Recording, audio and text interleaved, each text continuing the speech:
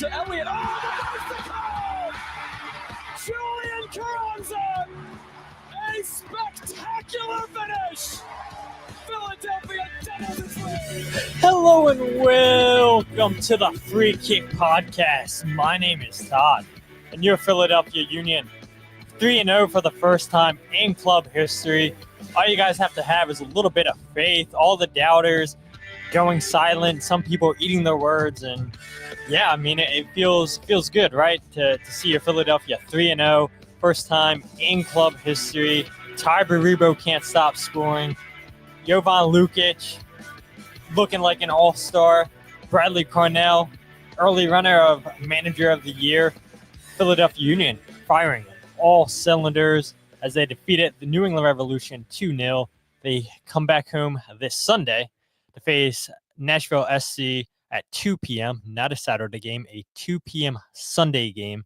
But look, all that doesn't matter right now because we're going to focus on the game last night against New England. And people are running high on social media, and the same people that are also running high have joined the show in the past multiple times, and they are Mark Kelkenberg and José Nuñez. How you guys feeling? Really good. Can't be much better than this. I love it. I love it. I love it. I love it. And I think anybody would love it whenever their predictions or their thoughts actually come true. But the reality is that, like, it was so obvious in a way, right? That this team was going to be good to decent, right? Like, I don't understand. I just don't get it. And I don't know if it's a love for mystery and whatnot that this fan base has, but man, I think that they are feeling pretty good about Philadelphia so far. Yeah. And I want to say, like, right off the bat, like, it's none of our attention, us three, to come on here and be like gloating and saying, yeah, we told you so, we told you so. But the one thing I would say is, Mark, you had said this when you joined the show last, give the players a chance. And people make the argument, well, we never heard of this player. We're signing this player from Serbia. We're signing this player from the 3rd division in Germany. This player is crap. No, because like I had said to you guys before we went live, that's the majority of the players in the world when they get signed by clubs. You see bigger clubs sign smaller club players, and then they start to make a name for themselves at these bigger clubs. And so just because they play for a club, just because they play in a league that you've never heard of, doesn't mean that this player is bad. And time again, it seems like Ernst Tanner and that front office continue to find gems. And these players, time and time again, continue to hit. Yes, I know last year, a terrible year. But look, they go out, get players that fit the new coach's system. And what would you know? The players fit in the system. Yeah, I mean, it just goes back to the talks about, when everyone, they're on the same page and they know exactly who they're looking for. All the attributes are lined out, the mentality that they're looking for, all these things are taken into consideration. And I mean, we've said it before a million times, like, you don't need to spend a crazy amount of money to just find what you're looking for, because if everything just happens the way you envision it, and you've done your due diligence on every player, there's no reason why the team can't, or like the player doesn't fit into the system. You're not just buying a name and hoping that it's going to fit or he's going to fit the system. You already like have the vision, and then it's just trusting the coaching staff to execute it and the players to execute it. And I think that's what they've done so far. And it's kind of crazy. Like, I mean, you've said it last night, or the crew said it last night. I mean, they've only been playing together for a month now, and I still think that there's a whole nother level for them to get to. And it's just a dream start, because if you can do all of that while still getting the cohesiveness together, I mean, we'll get more into it, but that's kind of the early stages of it, and it's exciting to see. Jose, you have anything to add there? I think the only thing I would add is that there are these people, the people that work at the club, it's so easy to say they're not doing X, they're not doing Y without really having any idea. And maybe because we're so plugged in, and I know I have connections, etc. Everybody knows somebody type of thing. People don't realize that, like, these people are competitors, like they're not setting off to have a bad season. They're not setting off to potentially ruin the next 5 years of this team franchise, if that's the word you want to use. They're there to try to win now and try to win right away. Otherwise, you're in the wrong business, I would think, right? Like, this is a club that has done so well, and I know this is a Jim Curtin-ism per se, but like, a club that has achieved so much over the past 5-6 years in terms of points, and in most countries the points would get you a trophy. Obviously America's a little bit different, and some other leagues in Europe are also a playoff issued type of leagues, but ultimately, like, this team is good. All they were missing last year were a good defense, and it seems like finally seeing what Owethu Makanya can do, finally seeing what rotation and subbing can do, and finally seeing a system that's actually aligning with the players there rather than shoehorning maybe a player who belongs in a different system. And I'll be candid, like, it's Jack McGlynn. Like, maybe moving that piece somewhere else and allowing other players to plug in where they're supposed to, and allowing the system to flow and execute it right by Carnell and the rest of his staff. Like, I hate to say have some faith, but I think I say it all the time. I think the worst thing that happened to this club is that it's in Philadelphia. If this club was elsewhere, the feelings around it would be so much different. But and it's also healthy, right? Because they want to win, they want to be competitive. But being in Philadelphia just makes it that much harder to satisfy everybody. Yeah, it's a fair point. And Dan, you have a good comment, and I'll get to that later on in the show when we talk about the two positions that you mentioned there, or the one position you mentioned there. But Eric says right here, he says, we haven't even gotten Ian and Harry, plenty of improvements to come. And then he said Ian starting. And yeah, I mean, we'll obviously talk about Makanya here in a little bit, but it is the truth, right? That, guys, Nathan Harriel, you would expect eventually goes back into that starting role, but maybe not, because of how well that Frankie Westfield's been playing. Maybe Ian doesn't go in, or Jan go in and be the starting center back because of how well Makanya has been playing. And this was his biggest game in 3 games for the Union against New England on the night. But to see that Union will eventually get these players back from injury, I know Nathan Harry will play today with Union too, just to try to get his fitness up, I would imagine.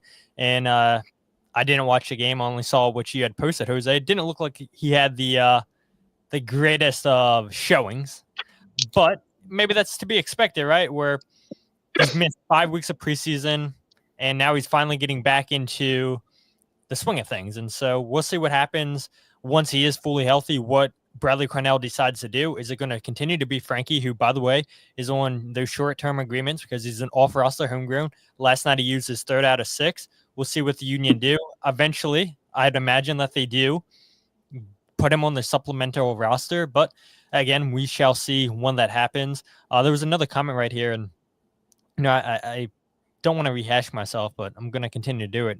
Chris C says, not trying to be Negladelphia. Aren't these the same pieces we needed last season?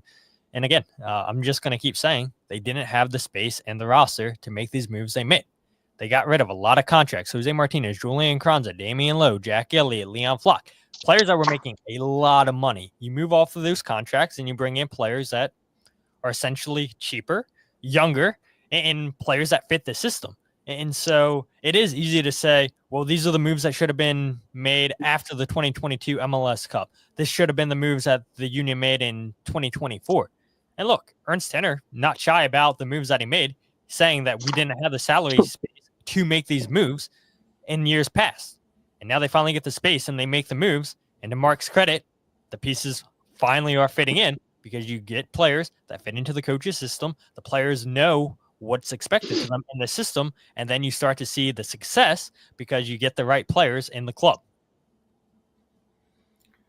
Yeah, and well, there's a couple different points to add in here. I think we're going to be jumping all over the place with all the good comments out here, but to even go back to Jose's point just about the staff that supports this team and tries to build it as much as they can. I mean, it's kind of funny how the disconnect is on like, I'm not sure what some of the fans think. Like, I know probably some of the people in this chat don't share the opinion, but I've seen like plenty of comments of like, oh, well, you know, they wouldn't have made these signings if the fans didn't complain. It's like, well, what do you think these guys are doing at work every day? Like, if you think about your own 8-hour a day job, like these guys, like you said, Todd, are absolute competitors. Not only are they doing their 8 hours a day, they're working on the weekends, they're at training every day, they're assessing the team, they're looking at, or they're building out as much, all these like lists of players of potential signings, and like they're constantly working. And it's funny, one of them's like, I'm like, man, do you ever take a day off? He's like, I'll take a day off when we win an MLS Cup. And, you know, that was like pretty much this guy I'm referring to, like, lost 15 pounds over the course of 4 days with an illness, and he was still working hard. And I'm like, dude, you're crazy. But I mean, you see it on the field with these players and how much they're buzzing and how much they fight for one another already. In the celebrations, like full team celebration, like no one's just like on an island out there. You can sense the togetherness, and it's a super fun aspect of the team. And I think when you see teams like that, they do achieve pretty high heights. And I know it's early in the season, but it's a great foundation to have. For the Union II game, tough to read, to be honest. Like, I watched some of it. Freezing, no fans, early season, next pro, not too many preseason games for them. So, yeah, as a whole, I mean, I didn't really take much away from that game, but it's just good to see Nathan get some minutes out there, even if it wasn't like the most ideal game to watch or play in. Just didn't really have much intensity, but early season next pro, not to be expected. Yeah, absolutely. And Ale had a question here. It says, how much is Lukić won? We're not sure how much he's getting paid yet, just because the MLSPA hasn't released the spring salary guide, so we're not sure how much players are making this season. But we do know that Lukić is not a TAM player, so yeah, we didn't know he's not TAM. People at home probably, when they see his salary, they might be like, geez, I'll make more than him.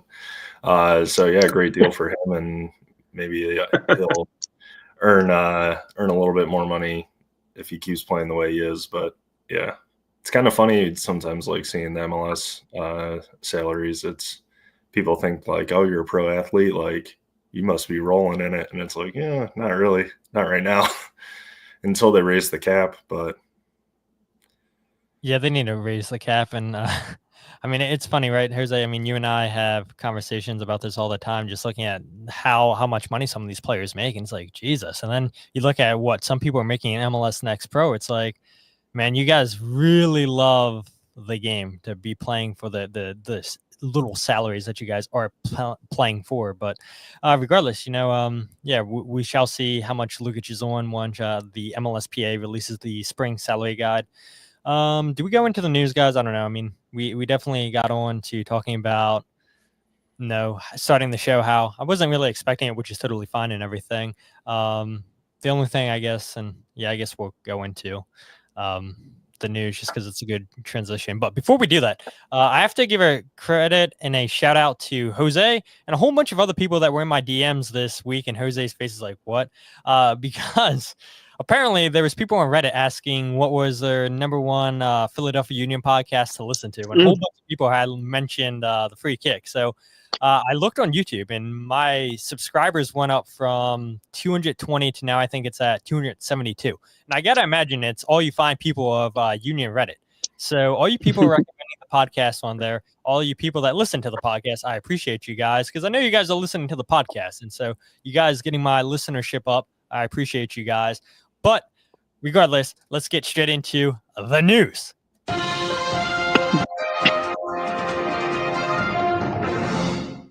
All right, so let's go ahead and talk about this good segue that says, we talked about it last episode, Jose. We knew that Tai Baribo was going to get into the team of the Matchday squad. Quinn Sullivan was also mentioned in there, and Bradley Carnell was the coach for team of the Matchday 2. Baribo also named player of the match for the second time in his career. And we'll see what happens, right? Will Tai Baribo be on the team of the Matchday for a third consecutive week? Did score a goal in the night. Lukić, I think, has a real shot. I don't know, Jose, if you can put in a word to get him on there. Scores a goal, playmaker for the Union on the night. Everything went through him. Should be on that sheet. I'd be shocked if he wins player of the match day, but should be at least on the bench for match day 3. But regardless, nice to see the Union get some nice accolades there with Tai Baribo, Quinn Sullivan, and Bradley Carnell all named to the team of the match day for match day 2. Which then brings me to this transition. The Union defeating the New England Revolution 2-0 last night. Union start the season 3-0 for the first time in club history.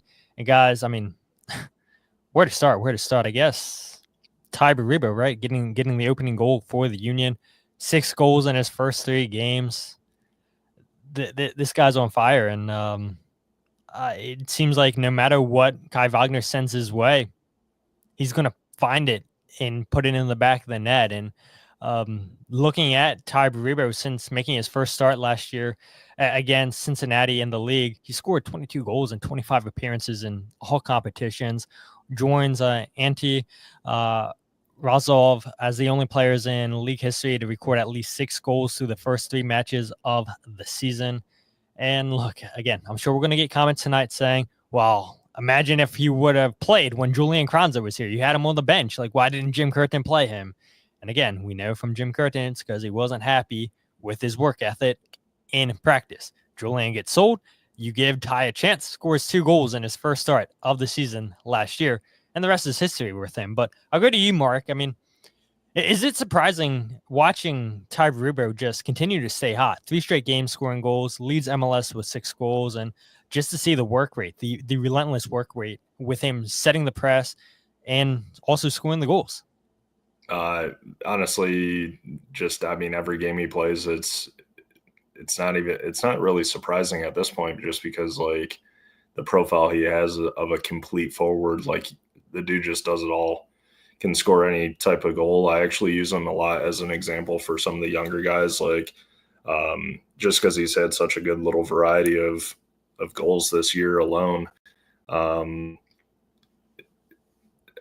a forward like that in a 2-striker system is just so much of an advantage. And I was joking with you guys over the weekend, and again, we always have to say, well, it's early. But the fact that he's been doing it for these past several months now, the fact that he only costs like 1.4 million euros, and then so focusing on these 3 games, and you look around the league and all the high money, like the 21 million that Latte Lath got or brought in for, it's like for his 2 goals in 3 games versus the 6 goals in 3 games. If he can just keep even a fraction of this pace, he could be a Golden Boot winner. And having that type of threat is something that I'm sure everywhere else around the league is like, how in the hell did they get this guy? And where can we find a guy like that and not pay 20 million for him? Yeah, exactly. Again, right? It goes, I guess, to show you that spending high and big salaries on a player doesn't necessarily mean that, okay, you're going to get the goals in return.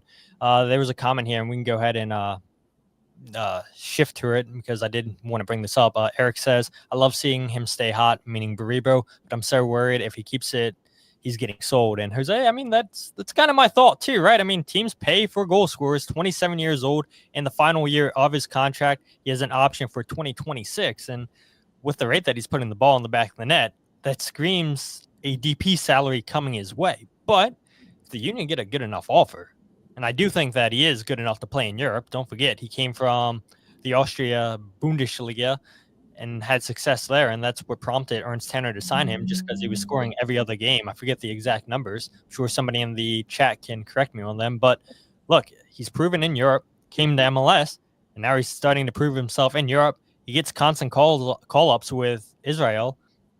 Could Tai Baribo potentially be on the move if he continues to score? I would think that there's certainly some interest, considering, as Mark brought up earlier, it was last summer that he really started going on this tear. And I know we sort of joked about it, but it's the truth. Like, it took 2 silly yellow cards off of a corner kick to sort of slow him down for a match or two during Leagues Cup. And then once he came back, it was like nothing stopped. And then again, fast forward to the start of the season against Orlando, and then Cincinnati, and now doing it against New England in a cold, crappy turf stadium. Like, I don't know what it's going to take to slow down this guy. And there's something to be said about, I think, Tai, right, in terms of being helpful in the success and sort of having that connection. But man, Tai is just, it makes you wonder, right, with Curtin, you know, like what was going on. And sure, like Julian Carranza was there, and that's maybe what was going on, but ultimately how this guy didn't get a chance, you know, like we saw Chris Donovan go in before this guy, and that's sort of such a mind-boggling thing to think about now. But yeah, nonetheless, I can't believe the start that he's on, and it continues to prove the mindset of finding these players where no one's looking versus going and being plastic per se and going and bringing a latte law for 20-some million dollars, whatever it was, like an unbelievable fee. So for what it's worth, I think the Union could and probably will cash out. Should the right offer come, why not? And probably they probably already have a short list of who they would replace him with. So just unbelievable start for Baribo. And I just looked, there's still no official international call up for Israel, but I'm sure that'll be dropping here in the coming days as the UEFA Nation Leagues are about to kick off once again mid-March in a week or two. And you had reported, Jose, that Danley Jacques did get called up by Haiti. So the Union will miss him for Nashville, I believe, and definitely St. Louis. So a big miss because of how well he's playing. But you do have the depth there with Andy Vasilev, Jesus Bueno, Alejandro Bedoya. So as big of a loss as Danley is, you have players that can fill in. And again, just seeing last night, it really didn't seem like there was much drop-off once you brought in an Andy Vasilev, when you brought in a Bruno Damiani, when you brought in Alejandro Bedoya, and these guys did their job. They brought the intensity that Mikel or Quinn Sullivan had started this game with, and this is what we talked about before, Jose, in the past, where if you go ahead and start a Damiani, he's going to go ahead and work hard, and you bring in a Mikel to go at tired legs. Well, this time was Bruno Damiani going against tired legs. And this is what I wanted to ask you, Mark. I mean, just looking at the striker depth, and I see the comment there by Ramos Cristiano. I forgot that somebody had that account on Twitter. He says Jose was like Donovan slander, I heard. Maybe. But just maybe a little bit. But looking at the striker depth, Mark, I mean, this has to be up there with some of the best depth in all of MLS with Baribo, Ua, and Damiani, I would imagine, right?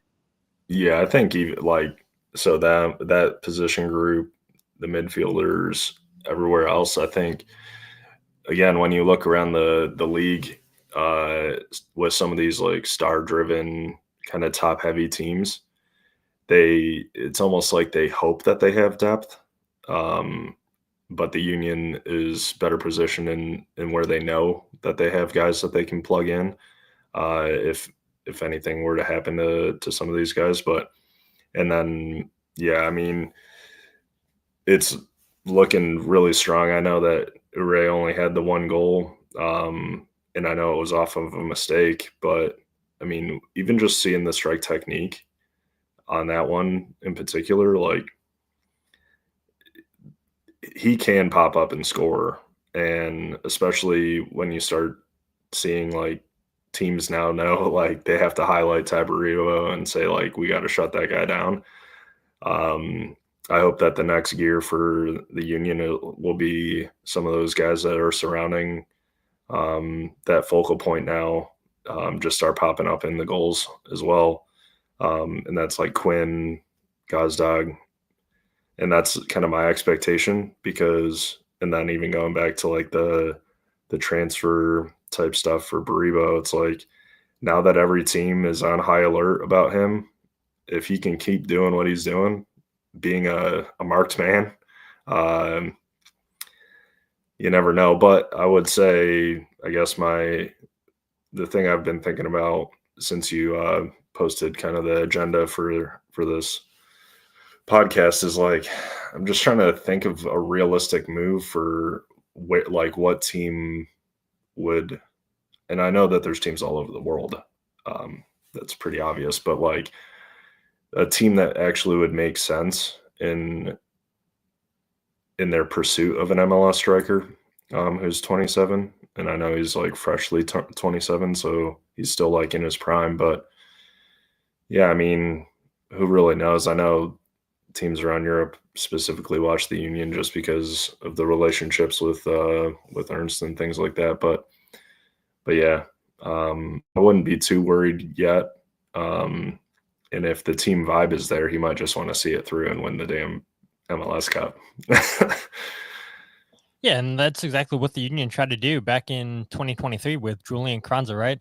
That they wanted to go for one last ride, and they had got offers for Julian Kranza, but he had turned them down, not wanting to go to Werder Bremen. Ernst Tanner had turned down, I forget the team in Turkey, Nottingham Forest's owner owns them. Olympiacos, maybe it was. I forget exactly who it was. I think it was Olympiacos. But Ipswich Town was another team that had interest in Julian Kranza, and yeah, Julian Kranza didn't want to go there either, and can't blame him, right? And look at him playing in the Champions League with Feyenoord, and they knock out AC Milan, scores a goal against AC Milan, the goal to knock out AC Milan. And I know Feyenoord are down 2-0, I believe it is, in the Champions League to Inter Milan. I almost said Inter Miami. God, that is not what Inter Milan wants. Inter Milan. And yeah, we'll see. We'll see what happens with Feyenoord this Wednesday. I believe they play in the Champions League. Will Julian Kranza get another start? Hopefully, but a lot of good comments coming in here. And the one thing that I'm thinking about, right, is so Mikael Uhre is in the final year of his contract. There is no option for 2026. This is it. He's on a DP deal. So I would imagine, okay, if he wants to stay here, the Union probably aren't going to give him another DP deal.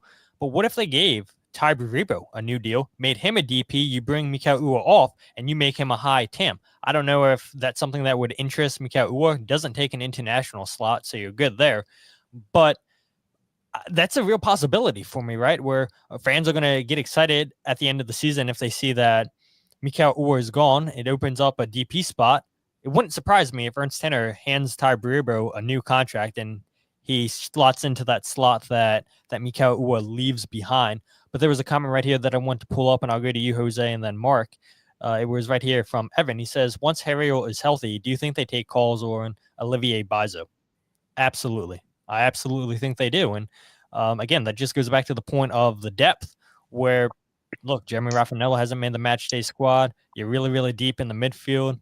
You have 3 right backs, and I know we kind of touched on this last week a little bit where Nathan Harriel can play all over the back line. And so maybe you do keep Olivier Mbaizo. His contract's a little bit high. So does a team want to pay over $400,000 for a right back? He did sign a new deal this past season when Jim Curtin was still here.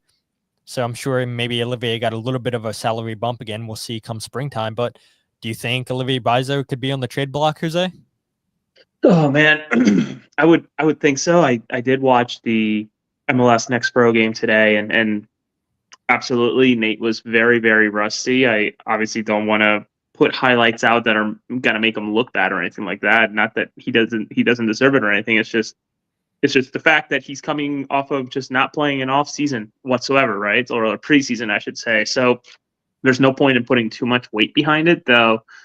I would think that once Nate gets healthy, it'll be a really, really interesting conversation, onto what Bradley Carnell. And in fact, I think, Todd, you and I have had a conversation of what do you mess with something that's working well, or do you go for the former, or I guess the current Olympian, since they haven't had another Summer Olympics? Like, do you go to him right away and take Frankie off? It's a really interesting situation and a good problem.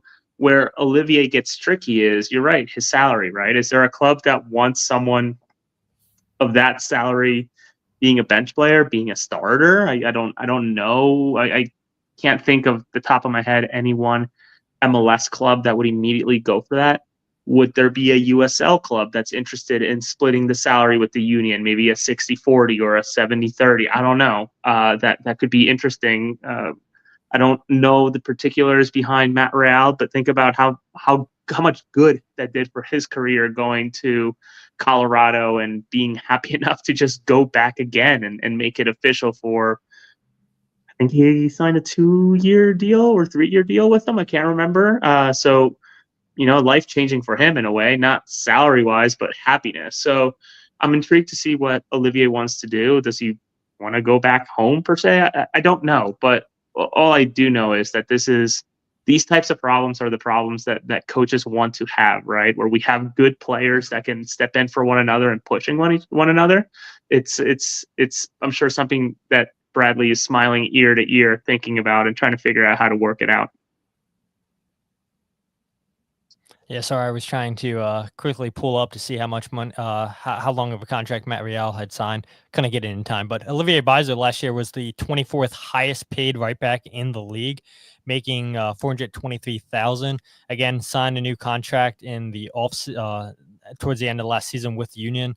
We'll see if he got a small pay bump. But Mark, I'll ask you, right? Same question I asked Jose. Where you look at a Frankie Westfield, probably surpassing expectations for a lot of people in that organization, definitely a lot of fans. Maybe some people that watch Union 2 would say, yeah, this is to be expected because of how well he played with Union 2. But Nathan Harriel can play along that whole back line, and maybe you keep Olivier Mbaizo because Nathan Harriel's essentially your backup left back if Kai Wagner needs a break, if he gets hurt, because we've seen Nate play there in the past, and that means, okay, if Frankie Westfield can't play the full 90 minutes, then you bring in Olivier Mbaizo to be the backup to Frankie Westfield? Yeah, and I know it's not as congested of a schedule as, and I think that's part of the issues last year, starting off with God, 3 games a week on some weeks for the first month and a half or whatever.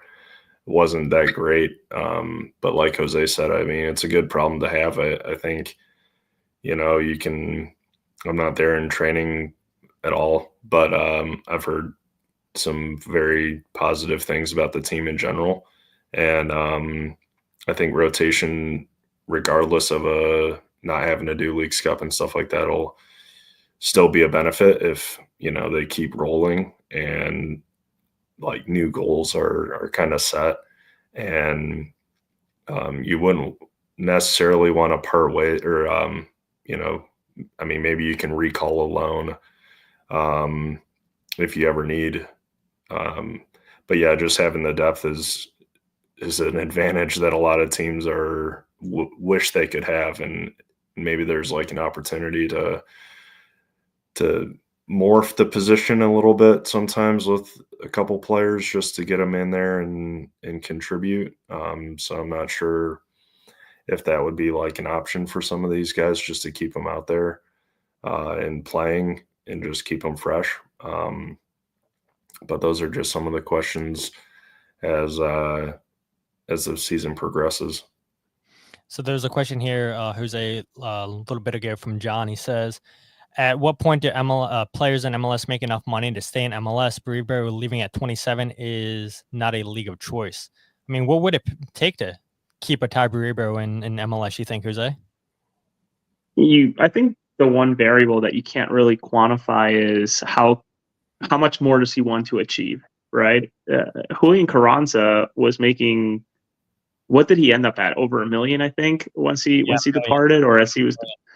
How much more would it have kept him? I don't think that there was an amount, considering how badly he wanted to go to Europe, right? And in my conversation with him, I think it was pretty clear that Carranza wanted to find a way to get to Europe to then hopefully, much like Tati Castellanos in Lazio and New York City, find his way to the national team, though a very tall task when you think about Argentina, but nonetheless, all that to say, what does Baribo want to achieve?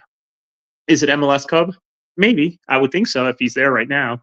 Or is it going to Europe to continue to advance his career? Obviously, he's appearing for his national team, so that's a slightly different thing. But I don't know. These players it could be a variety of things that would keep them there. Money is probably just such an ulterior motive for some of them, though. I would go ahead and guess, just based off of Bruno Damiani's agent's interviews, where, once MLS, and it was something of the sort, so not a straight quote, but like, getting money or getting a contract from MLS, it's like getting money from Coca-Cola or a blue chip company, where it's good, it's gonna come through, versus having to deal with a Boa Vista out in Portugal and begging and praying that your paychecks are gonna come through, right? Just ask, was it Reggie Cannon, right? Just ask him how much of a trouble it had to go through court, I think, to finally be able to move on and come back to the United States. So maybe he loves the standard of living here. He's not interested in moving, and money's not going to be the issue. It's very hard to answer that without actually asking him and hoping that he gives you an honest answer. Yeah, fair point. I agree, and there's nothing really I can add there. But as we switch topics, again, you guys are keeping the show going, and I appreciate you guys keeping this discussion going. A little bit out of order of how I imagine the show to go, which is no problem at all, because you guys are so engaging, so we appreciate that. But that is the Union's defensive adjustments, first clean sheets of 2025, and I guess we'll go ahead to Mark. We haven't heard from Mark in a little bit, but a big part of that is Oluwetu Makanya filling in for Jan Glavinovic. And José with his shirt over his face, because José, you guys have heard him here on the show multiple times. You've seen him on social media complain about Kanya being a U22 signing and not featuring at all for the first team. And I saw a comment earlier on in the show where somebody was talking about, Jim Curtin messed that one up too, not giving Makanya a chance. And look, 3 games in, Makanya has his very best game. I know short Union career so far, but huge performance from last night against New England, Mark. Yeah, I think there's even a step above that. For my coaching side, I always say, and I know Union do like the full team press, but the first line defense is just the midfield. And I think, and I've said it to you guys when Jovan was signed and we talked about it, but I said how the center back will probably like playing with a guy like that in front of him, because I mean, it's just a nightmare if you're a center back having to mark or take care of the opposition's forwards, and then you just see a free running midfielder running at you, and now you have to make a decision on, well, do I need to step to this midfielder as is dribbling at full pace in freedom, or do I stick with my guy? And I think that's just a terrible situation to have to be in. And I'd have to go back and see all of the goals that were conceded last year, but I have a feeling that was, if we talk about team defense and what the differences are between like last season and this, when you're a center back and you have guys that are willing and eager to clog up the midfield, and then you're just kind of like playing cleanup. So that I was told an insider stat today. You'll love this, Todd, and I guess José too. But Jovan is in the 95% or 95th percentile of pressure regains, and then Danley is in the 96th percentile of interceptions. So when you have like that, those 2 big defensive duties already taking place ahead of your center backs, like that's a dream. And then the Carnell effect, it's asking the center backs to be a little bit more aggressive. They're not just like, hanging out back there. And you saw it with like Lesnes, because I think he went a little bit too eager on some things. Like he was on the back probably when he really didn't need to, but I mean, he's not really a guy who's going to want to get in a foot race. So and he's a smart guy, so I'm sure he was probably taking some fouls just because if he were to get passed by, he couldn't be in a foot race to recover. So it's just like all around smart defending, and I think that's why you see Macania kind of taking this early leap, and I'm praying it pays off, because as soon as it does, Mr. José Nuñez owes me some beers. Yeah, I'm just happy for the kid, because like, you know, I would always say like, man, people kind of like treat him like he's a 25-year-old on Union too. Like they forget that he's just only 20, and I mean, he's probably loving it, because I mean, his profile, I talk a lot about profiles, but it fits so much into what Carnell wants. Like athletic, aggressive, like within reason, and just his overall style and duel winning. And just the more he gets comfortable out there, and this whole team gets more comfortable, really understanding like how each other play, how to break down teams together. Like, I still think that the best is yet to come, and it's just such a great start for guys that were kind of written off in a way. Yeah, especially with like, oh, we got to fire sale everybody like this. It's just a disaster, and we talked about it a couple podcasts ago, but it's just like the existing pieces on this team were always going to be strong.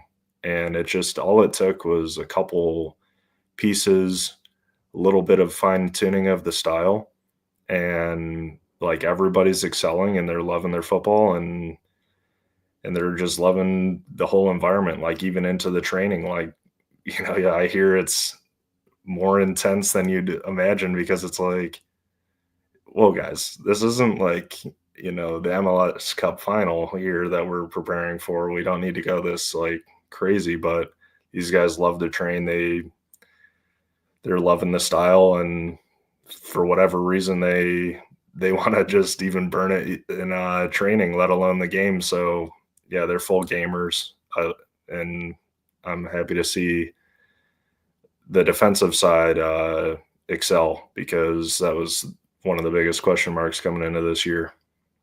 Yeah, it was. And Jose, you know, is this time for the apology, or is it too soon for the apology?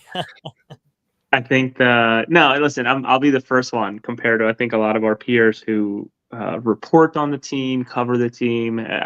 I am more than happy to eat my words, eat a hat, eat a shoe, whatever you want to call it. Like the guy is balling out in terms of Orlando dealing with that team, Benke with Cincinnati, and now 7 minutes of Leon Campana, and you know, Carlos Gil and Lukić, was Langoni, is that what it is? Yeah, Langoni. Like that, those are some solid names that he just worked through in terms of games. So and to Mark's point of, you know, having someone who is disciplined but aggressive, which is not what we really saw as you know, observers of the team, with Jose Martinez, who was more aggressive, not so much you know, keeping shape, keeping form, etc. How many times did we see Jose Martinez just jet out, and then next thing you know, everybody's being dragged forward? It happened too often. But also, Glesnes seems to be on a different level than last year, which I can't imagine it could have gotten much worse. So that helps out quite a bit.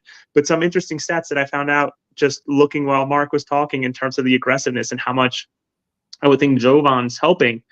Fouls per match to the aggressive side of things, the Union ranked third in the league with 16 fouls per match.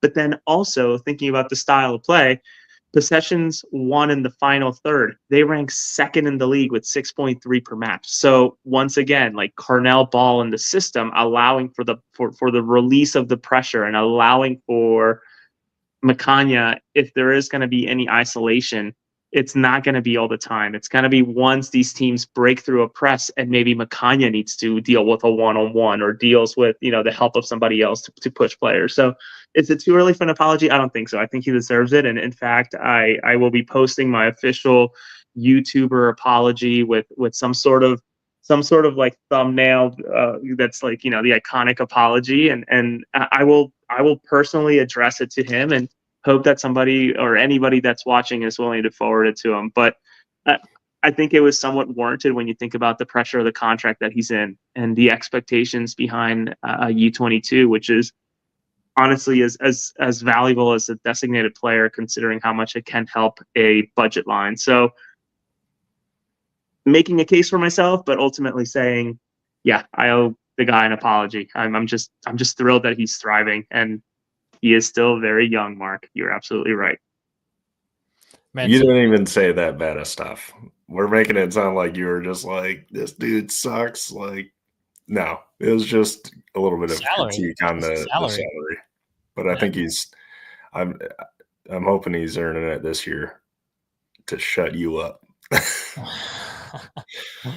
Well, you guys, I mean, are talking about stats, so I might as well get in here with some stats too, because who doesn't love stats? So Makanya, we'll stay with Makanya, leads the Union in ball recoveries with 19, 5 blocks, which is tied with Frankie Westfield for second most on the team. He's also tied with Danley Jacques for the second most interceptions in MLS play at 9. He has the second most clearances in MLS with 24. And again, it's just Makanya being in the right position, the right place at the right time. And his reading of the game seems to be very high. And again, I go back to the mistake that he made, the red card he made in the MLS Next Cup final last year against North Texas. And then he comes out a little bit shaky against Orlando City. But then the game against Cincinnati, he holds his own against Stanky, like you had said, Jose. Comes out, and yeah, Campana leaves this game super early on. Uriti isn't the same striker Campana is, but again, it doesn't matter. It's like you have Carlos Hill, who's still producing. You have Lagini, who's a terrific winger, and Makanya is holding his own, and he's in the right place in the right time. And let's not forget about the crazy run he makes. He wins the ball with the half field, and I'll share this in my goals breakdown video when I post it probably on Monday night or Tuesday, where he wins the ball back, somehow doesn't get called for a foul. Good hold-up play inside the New England 18-yard box. Fancy backheel pass to Mikael Uhre, who cuts it back to Daniel Gazdag and blasts it over the bar. Insane. Don't know how Daniel Gazdag missed that, but this is a player you can tell going on that type of run, holding up the ball, playing with a lot of confidence. And look, Jan was probably expected to be the starter, and he's not playing because of a hamstring injury. Bradley Carnell had told us on Thursday in his pregame presser that, yeah, it's day by day. We'll see what it looks like. Wasn't even in the match day squad against New England on the night, and I'm sure we'll get an update sometime this on Bradley in terms of how he did not even fly, by the way. He didn't even go to New England. He stayed home and as I understand it, did some workouts with Raffanello and Marcus Anderson the morning of the game. So maybe tells you where he is fitness wise a little bit more. So yeah, I mean, hearing that update from Jose, it sounds like Nathan Harriel's a little bit ahead of Jan, because Nathan featured today with Union 2 and played the full 90 minutes, I believe it was. But yeah, just going back to this team defensively, again, more stats, but looking at Orlando, 22 shots, 9 of those were on target. Orlando had. Cincinnati, 7 shots, 2 on target. New England, 2 shots, 1 on target. Union have 39 blocks through 3 games, 4th most in the league. 40 interceptions, 2nd most in the league. 46 tackles won, the most in the league. 169 ball recoveries, most in the league. This is a team that's going to press you high. This is a team that's going to work their tails off. And we saw it last night with Mikael Uhre, with Quinn Sullivan. Once they get subbed off, you don't lose much when you bring in an Indy Vassilev, when you bring in a Bruno Damiani, when you bring in an Alejandro Bedoya. And so the drop-off, maybe that would have been a concern for some people. Doesn't seem like there's a major drop-off when you look at those guys replacing who was in the starting 11. But another thing that I found interesting, too, is Jose and I, Mark, watching this team for the last couple of years, they've been a really good road team. And the Union since 2022, they're 19, 20, and 14 on the road. And it's really, really difficult to get wins on the road in MLS. And the Union have 2 of those so far in MLS. And Bradley Carnell was asked about what makes this team special on the road because of how successful they've been since 2022. Listen, I mean, I can only speak from the 2 games that I've had on the road here. But yeah, there's a determination to work as a group and work as a collective, and they can, we can slowly see the pieces of the puzzle falling together. but we can only do it if there's 11 guys tuned in and dialed into the game plan. And then when subs come in, that they know exactly what they need to do. And I think we could see that tonight. So, credit to the boys for, making it uncomfortable. I think, speaking about controlling the game, but we want to cause a chaotic game, and the opponent playing at home would like to control the game. We take away that and then some, and then we start controlling the chaos in on the terms that we want to. Pretty simple right there. I love that. Yeah, exactly. I mean, it's a good answer there. Controlling our chaos. And like I had said, Mark, I mean, Bradley Carnell said it there too. The subs when they're coming in, they know their roles into the game. And it looks like 3 games into the season, there isn't much drop off from the starting 11 to the guys on the bench. No, I mean, when you look around the league at some of the, and we touched on it, but I would almost say that the Union, without a doubt, have a bench that is better than half the teams in the league, and the depth that they can rely on. And even the guys who are in the starting 11 that aren't popping up on the goal sheet or on the stat sheet in terms of like goals and assists, like I think even some of those things will start ramping up, and it'll just be, but us on the free kick, a lot of optimism and belief. And I think with the way Carnell just says, like the way they want to just fight together as a team and fully back themselves. That was even, I think in Tai Baribo's post game after the Cincinnati game, it's just like, we believe in ourselves, and that's all we need. And I think now that the fans are coming around again, like hopefully the home form picks up, because if that does, then we're looking at even more reasons to be optimistic. So what Mark's saying, the Union are going to go 34-0 in MLS play this season, not losing a single. I will. Well, okay. I will say that's. I even have written down all right, 3 wins in the first part of the season. It's fantastic. Like that's a dream start for any club. Inevitably, no team is going to go win every game of the season. So there will be, some little valleys. Hopefully they're not too low, but setting themselves up so good right off the start, because if you really think about especially with the new playoff format, or just having the playing game, it's kind of like a baseline of a race to 40 points. And the fact that they're already a fourth of the way there, and we'll say 50 because 50 is just guaranteed playoffs. A fourth or a fifth of the way there, and you're only 3 games into the season, and then you have 5 home games in the next 7. If they can get up to 21 points, so 4 wins out of those 7 games, realistically, and let's say that they don't, even looking at this month, if out of the next 3 games, if they get a win, a loss, and a draw, that's going to be incredible for what they need to get to that that point. And I think a lot of people might not realize it, but around the league and within the staffs, it's kind of that's kind of how they look at it, is if we can just steamroll early, get to our points, and then we can start organizing ourselves and really figuring out the next step of the strategy is how to win the MLS Cup. First is we need to get to the freaking playoffs. That's step 1.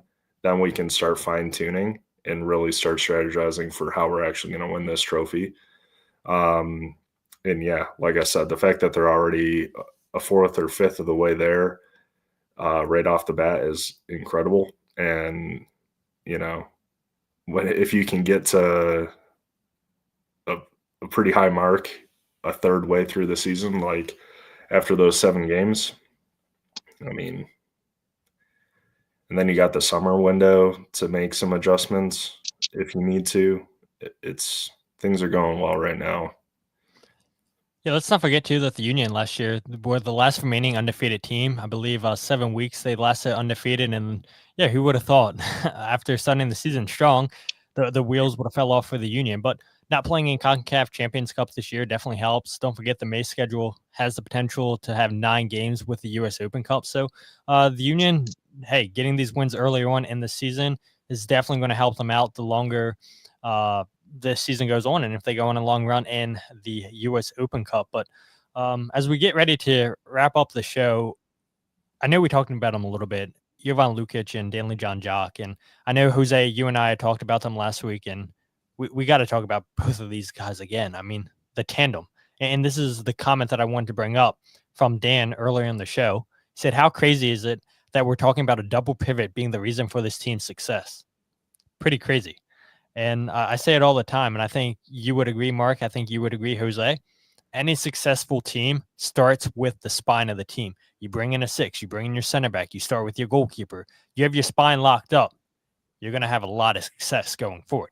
And the Union have 2 really, really high 6s in Jovan Lukić and Danley Jacques, and they're reaping the benefits because of how hard these guys work. You talked about the numbers earlier, Mark, about how high they rank compared to their counterparts in MLS, and the Union so far on are reaping those benefits.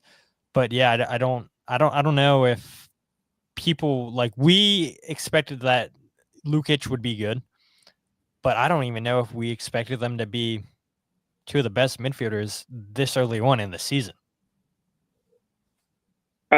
Yeah, I mean, you're right. We we sort of had a vibe that, Jovan was going to fit in, like, a round peg in a round hole, rather than trying to jam them in and make it fit or work. But to be this good, it's interesting, and it's a very positive thing. I'm also intrigued on what it looks like, right? Tom, these international windows, to Mark's point, that's where, right now the Union steamrolling and getting these points. What happens when Andre Blake has to go and represent Jamaica? What happens once Danley has to go to Azerbaijan to play a match that many 11 hours away, right? And has to come back and then play whatever days later. That's when it's really going to be tested. So for them to be steamrolling and getting those points is great, but also brings up the idea of, is this depth as good as we're thinking? Does Vasilev fit in there? Who falls in there? Rafael didn't, as I understand it, didn't travel to New England either. I don't think so. Like, it'll be really intriguing to see how this tandem, once one starts peeling off to do something else, and maybe both start peeling off to go do something else in terms of international call-ups, because maybe Serbia starts paying attention to Jovan, considering what he's doing here in MLS.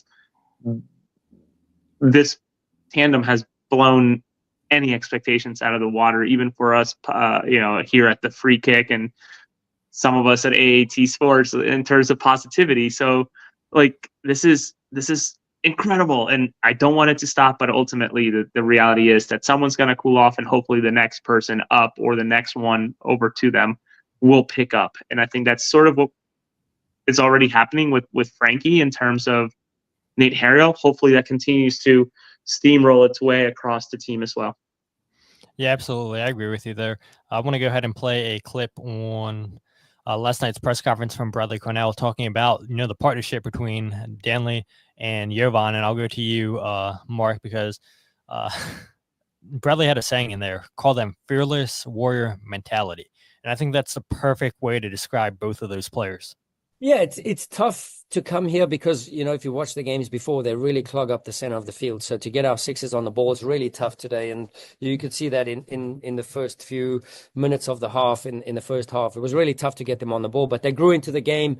And I'm really happy that the way they responded in the second half. So yeah, there's a good relationship there. It's dynamic. It's kind of fearless warrior-like mentality. And both sides of the ball that Danley as well as Jovan can play, and I'm just happy that they rewarded them and with a goal. I mean, yeah, listen, it was a total team performance tonight, and I'm really happy about the clean sheet. Perfect way to describe them, right, Mark? Yeah, I think they have a lot of fun out there.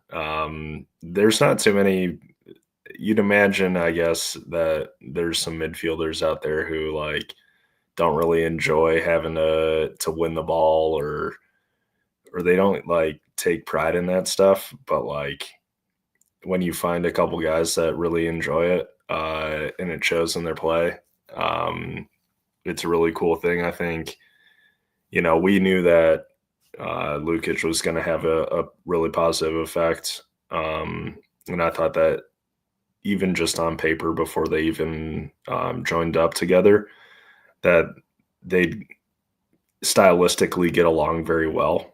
And you've seen it just even in their defensive coverage. Like they can kind of cover the whole sphere of or like what they're responsible for in there. And I'm usually not even a double pivot guy in my coaching. Like, but the fact that they're able to provide, obviously we've talked a lot about protecting the back line, so they achieve that, but they also just give a lot of freedom to the guys up ahead of them, just with their type of coverage in behind the 210s. So it's just like that influence across the field can't be understated. In terms of like, players going in and out for international breaks and stuff,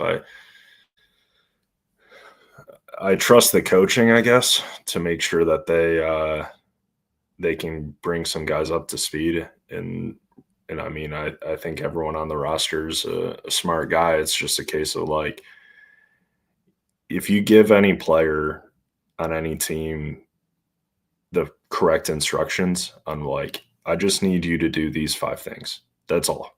And we'll be fine. And then if you got a guy who's humble enough and team-centric enough to take that list of 5 things and go ahead and do it, you'll see some really great performances out of guys that you might not even expect. So yeah, I mean, I'm scared sometimes about like, players coming in and out of the lineup, because you don't want the wheels to fall off. But that's just a case of trusting the guys that can get out there and set these guys up for success, especially since they've already started to do it. Yeah, absolutely.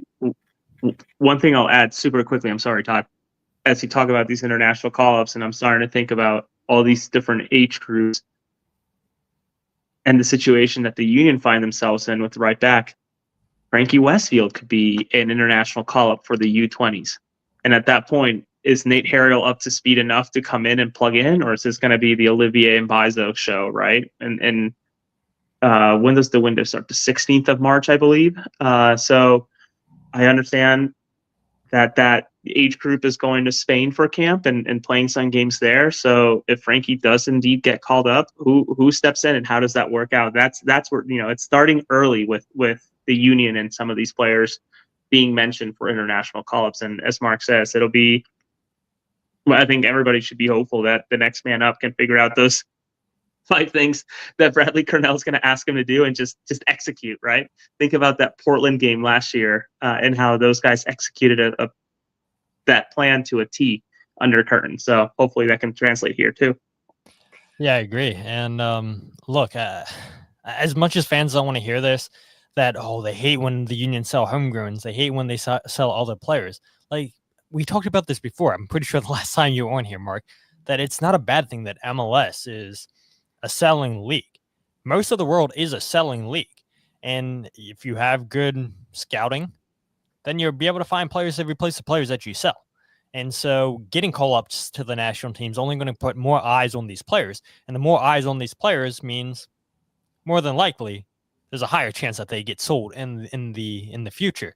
But one thing I want to touch on with Lukić, I'm not going to play the video. You guys can check it out on the Union social media. But Jovan was speaking with Sage Hurley after the game, and he used phrases like, "I'm so happy. I fell in love with the fans, the club, staff, and players.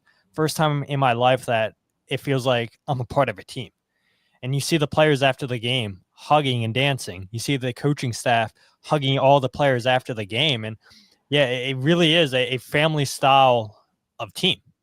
And this is something that's been there in the past, but seeing these smiles early on in this season, and I don't know, it kind of seems like, Jose, these guys are even a bigger family than what they've been in the past, which I didn't even think was possible when you look at that 2022 team. But early on, it definitely seems that way. Yeah, it makes you wonder, right? And I've heard rumblings. I don't know if they're true or not. Maybe I shouldn't be saying it out loud, but my understanding is that Jim had his guys, and his guys were it, right? And those were the guys that would play. Those were the guys that would whatever. I don't know if that's true, but what I think we can assert from some of these glimpses into the locker room, may it be post-game speeches from Bradley Carnell or Sage Hurley, what up, Sage, keep killing it, interviews with the players post-games, and just the joy and those very quotable phrases that Bradley continues to drop of, these are warriors, these are guys that are buying into the system, and suddenly they have an appetite for the system because it's working. Maybe just feel like this is home, right? And this is their family, and they're willing to fight for one another. My God, I think in the Coffee with Sage video that the Union posted, Bradley was thrilled to see this very single moment with Quinn Sullivan fucking cheering once the press worked and the ball went out, and he's just fucking losing his brains because of that. And I'm thinking, yeah, these guys fucking bought in. If you got an attacking player cheering because someone deflected the ball out, or they forced the defender from the opposition to kick the ball out, that's when you got somebody who's bought in. When in reality, they should be celebrating like that for a goal, but instead they're celebrating for defense. That's like it doesn't compute in my mind when players do that when they're supposed to do the opposite. It just goes to show that they're completely bought in. So I am surprised, and I'm just so happy it's working, and that everything is just sort of jiving right now. And again, as I hear more about what's going on behind the scenes from people, everybody's just impressed with Bradley and how willing he is to listen, and how willing he is to try to understand the way that things were done, but also reminding people that I'll listen, but this is the way we're gonna go now, right? And even in the questions that we hear, Todd, during the press conferences, different reporters for different outlets bringing up last year, and he's very quick to dismiss that, right? Like, I wasn't here last year. I don't care what happened last year. I'm here in the now, and I'm thinking to myself, fucking bravo, right? Like, incredible. That's fantastic. You don't want to forget the past, of course. You want to build on it, but you can't. It's just the perfect tune to reset what this club needed, which is what happened this offseason. So I was skeptical in a way, but not as skeptical as others. I'm just so thrilled that it's like an oiled machine, well-oiled machine right now. It's great. Yeah, one of my favorite things. Obviously, I loved seeing Jovan get his first goal, but right sort of the tail end of the game, I commented on it on the stream yesterday or last night, but just when Noel Buck versus Frankie Westfield right at the end, and then Lukić wins the goal kick, and then Lukić just like gives him a stoked chest bump, and I'm like, man, these guys are boys. and that's a positive thing. It's kind of crazy how some teams just don't get it. Like, it's the personalities in the team, like whether you're starting or not, and obviously those two are starters, but just all the way around the team, like you see them celebrating with the guys warming up, and the smiles on the guys warming up. Like, Mbaizo's hasn't been in the game, but like he's lighting up when everyone's celebrating, everyone's hugging.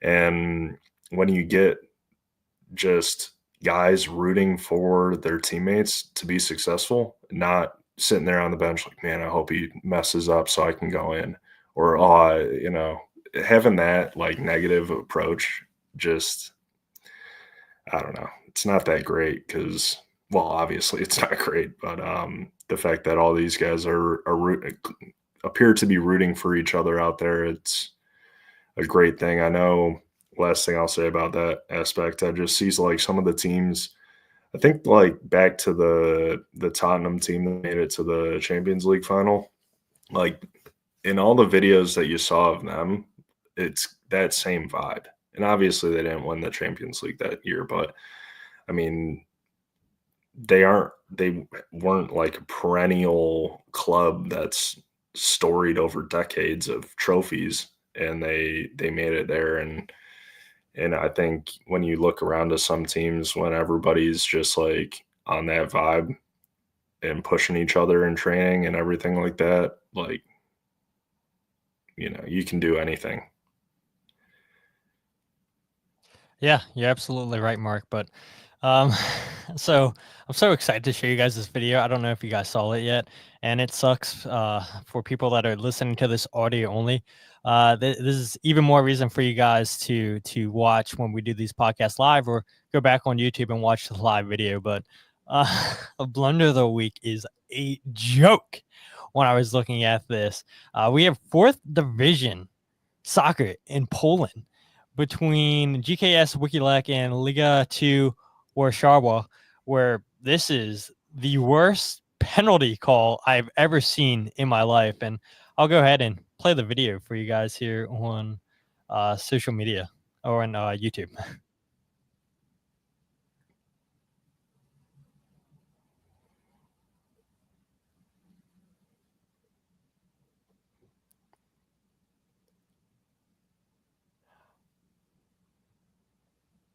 I mean, look at that. The guy is stumbling over his own feet, and the defender gets a straight red card. How? How is that? How is that a penalty given? A straight red card. The guy's stumbling over his foot, and go ahead. Leave it to the 4th division of Polish soccer to see a straight red card given for a guy who's tripping over his own foot. Yeah, not good. No, not good at all. So that is blunder of the week. And Mark, when you saw the subtitle come up here at the bottom of the YouTube stream, you're like, yes, this is the soccer I love. And oh my God, what a terrible call. I mean, what I'm gonna say is there's probably a Union fan out there. Yeah, that's the type of league that the Union scouts are looking at. It's like, no, don't lump them in.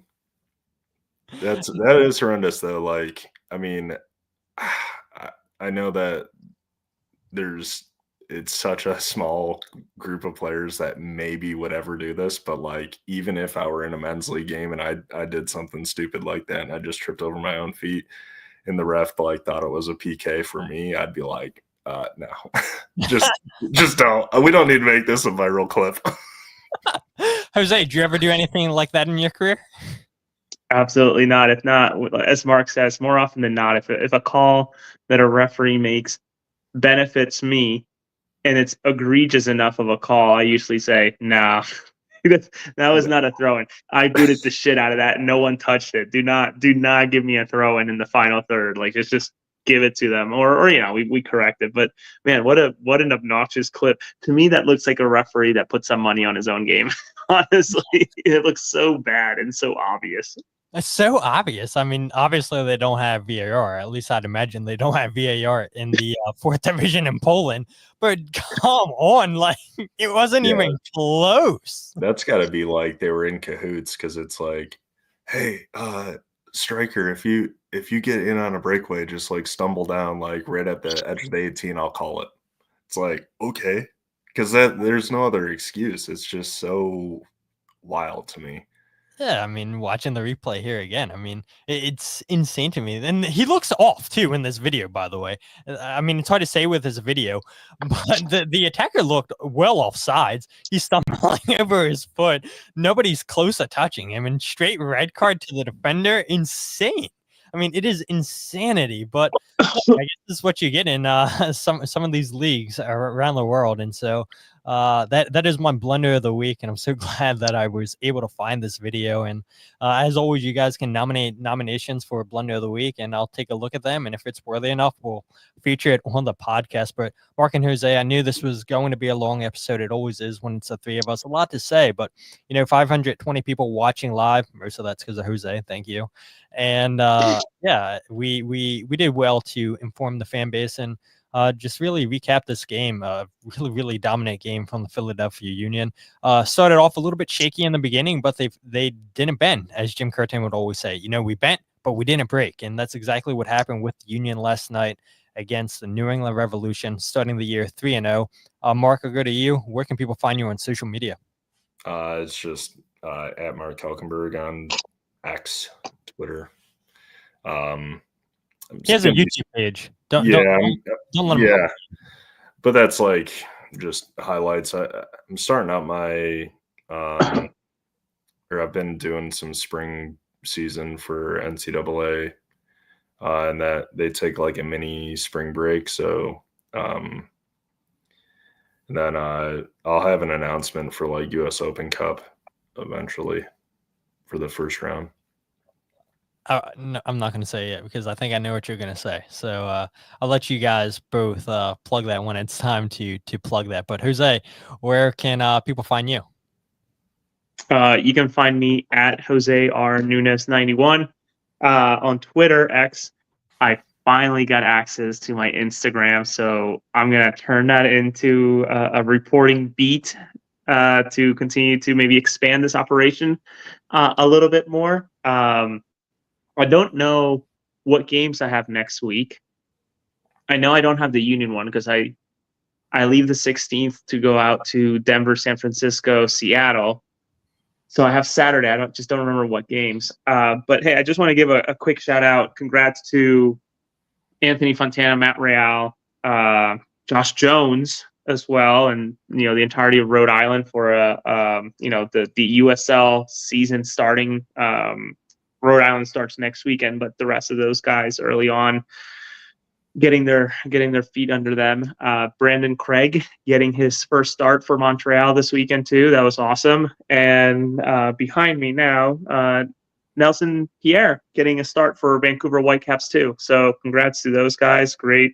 I hope they have a great season and best of luck to them. And thank you to everybody listening, whether it's AAT Sports or The Free Kick, or reading some of our stuff.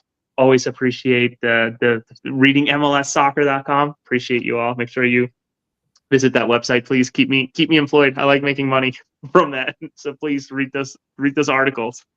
So what you're saying, Jose, is you told me last week it's going to get annoying when I plug you as Jose Nuñez from MLSsoccer.com. Yeah, here you go, plugging your own stuff. So I'm going to continue plugging you, Jose Nuñez from MLSsoccer.com. So yeah, we're famous right now because we got the big show. Yes, and somehow it's not costing me anything to have somebody from MLS here yet. So I haven't invoiced you yet. You're gonna charge me in GAM? How much GAM? I'll charge you in GAM. No, I appreciate the kind words. I'm just a fortunate dude. That's all I am. I'm just a little guy, or whatever you say, right? I'm just always a little guy. You know that. My Columbo meme, it's gonna forever live on my phone. Yeah, but if you guys aren't following the podcast on Twitter, Instagram, or Facebook, follow at Free Kick Pod wherever you get your podcasts. The Free Kick. Check out the YouTube channel. We're live every single podcast. YouTube.com/Free Kick Pod, where I also do goals breakdown videos. Tony, I came here from Reddit. Gotta say, I love the goals breakdown videos. Keep those coming.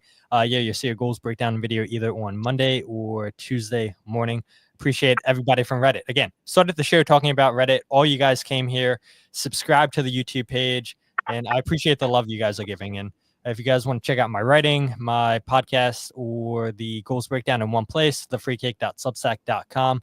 As Mark and Jose just did the snake celebration that Jovan did there. And I saw the comment here by Evan, a snake there. Jose's doing his typical superhero.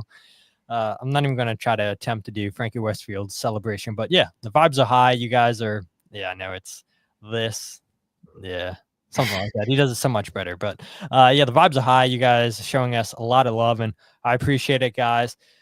Thank you guys for checking out all the content. We love keeping you guys informed. We love you guys commenting on the YouTube page, and you guys are the best. So until then, my name is Todd, and this is the Free Kick Podcast.